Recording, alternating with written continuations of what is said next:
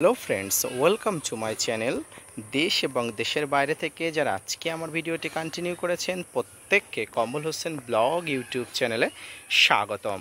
তো ছাদ বাগানের অন্যতম সুমিষ্ট, অন্যতম পুষ্টিকর এবং জনপ্রিয় একটি ফল হলো সবেদা।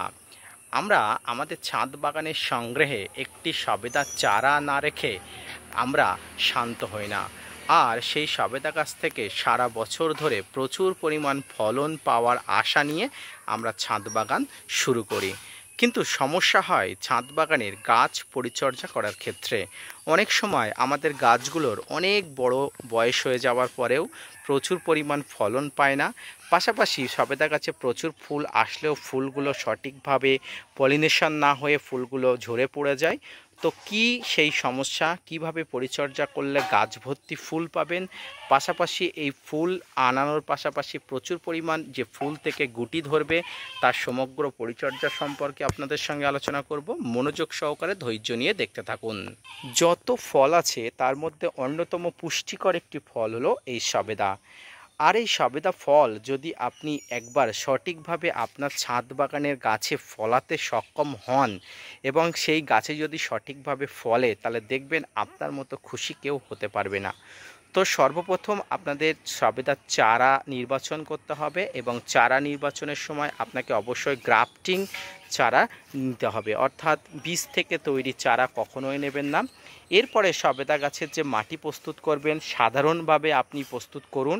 আমি বলবো আপনি যদি এক্সপিরিয়েন্স ছাদ বাগানি হন সমস্ত খাবার দিয়ে প্রস্তুত করুন, আর যদি আপনি নর্মাল ছাদ বাগানি হয়ে থাকেন, নতুন ছাদ বাগানি হয়ে থাকেন, একদম সাধারণ মাটি দিয়ে আপনি প্রস্তুত করুন। পরবর্তীতে আপনি খাবার দিতে পারবেন, কিন্তু প্রাথমিক পর্যায়ে আপনার যদি এক্সপিরিয়েন্স না থাকে আপনি খাবার দেবেন না। উল্টোপাল্টা খাবার দিলে কিন্তু সবেদা গাছে প্রতিক্রিয়া হতে পারে, অনেক সময় ফুল ফল আসতে পারে না, অনেক সমস্যা হয়ে যায়। তাই আপনি যদি নতুন ছাদ বাগানি হয়ে থাকেন স্বাভাবিক মাটি, এবং পুরনো ছাদ বাগানি হয়ে গেলে আপনি খাবার সহ মাটি প্রস্তুত করুন।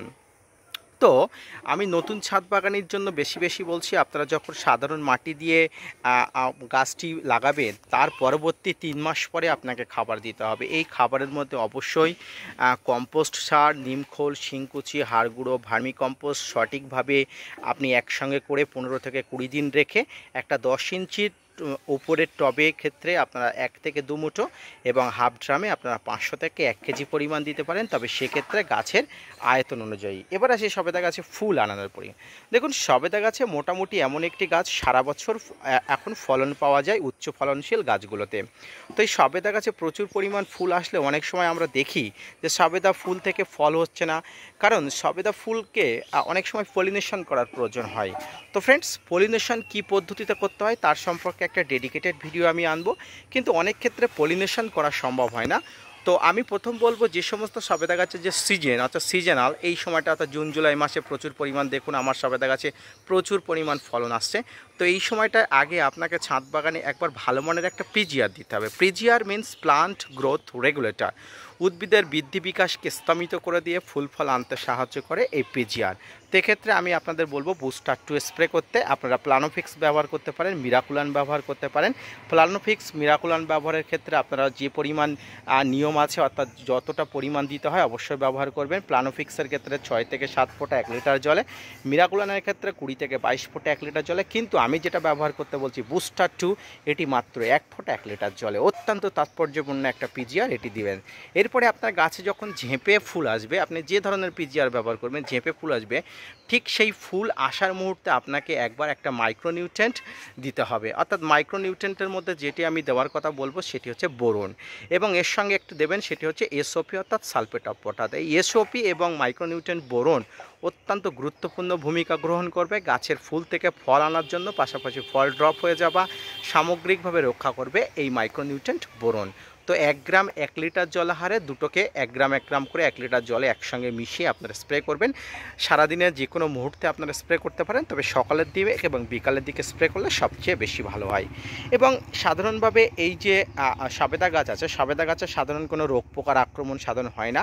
কারণ রোগ পোকার আক্রমণ হয় না তার একটা কারণ আমি দেখাই। এই যে সবেদার পাতাটা যদি আপনি ভাঙেন, দেখবেন এখান থেকে একটা আঠালো সাদা পদার্থ বার হচ্ছে। এটি কিন্তু অত্যন্ত তিতো, যেটি গাছকে মোটামুটি একটা বেয়োনেটের মতো কাজ করে, রক্ষবলয়ের মতো কাজ করে। এর জন্য গাছে বিভিন্ন পোকামাকড়ের আক্রমণ হতে পারে না, কিন্তু একটি পোকামাকড়ের আক্রমণ হয়, সেটা হচ্ছে মিলিবাগ বা সাদামাছি।